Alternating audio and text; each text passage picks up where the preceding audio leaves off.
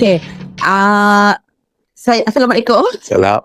Okay, nama saya Puan Rizky lah. So, saya daripada Jabatan Immigration Negeri Selangor. So, kami ada program teknologi kat sini. So, aku orang lah. Okay, secara overallnya bagi saya, dia punya facility tu okay. Memang sangat berpuas hati lah.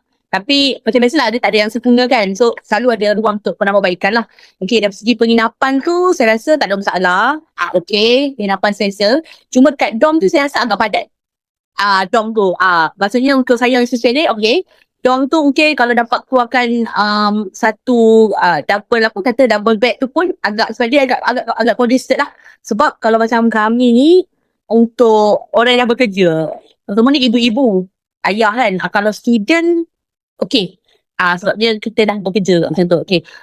Untuk makanan pula, kalau bagi pandangan saya lah, saya rasa dari segi kualiti makanan tu okay, sedap.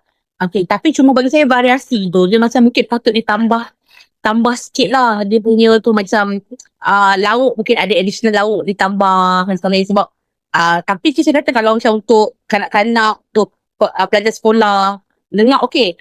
Tapi sebab orang tua dia banyak memang kuat makan kan. So jadi kita perlukan, sebab saya rasa saya agak lapar sepanjang berada di sini. Okay, so untuk staff, saya rasa saya memang sangat berpuas hati lah sebab staff kat sini memang ramah tamah, mesra dan memang pengalaman yang sangat menyenangkan lah.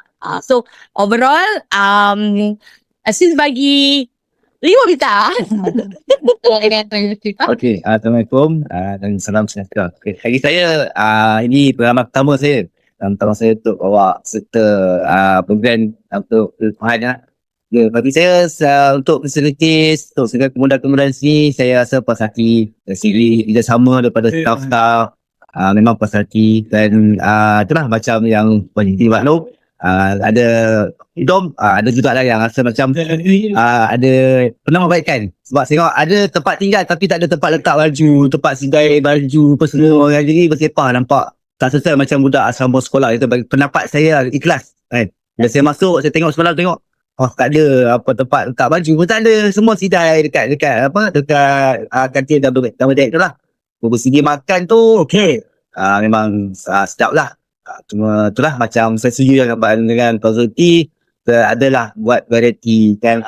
So dari segi facilities untuk apa kita buat aktiviti tu, saya puas hati. Memang saya tak ada pengalaman bawa orang, tapi ada pengalaman aktiviti macam ni dan saya minat aktiviti macam ni.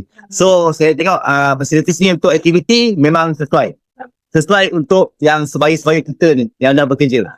Memang sesuai sebab dia tak terlampau agresif. Dia hanya macam basic. So memang kuasa tu lah. Sekarang ni saya macam quality saya bagi up sikit lah, saya 6 bintang ke. Terima kasih.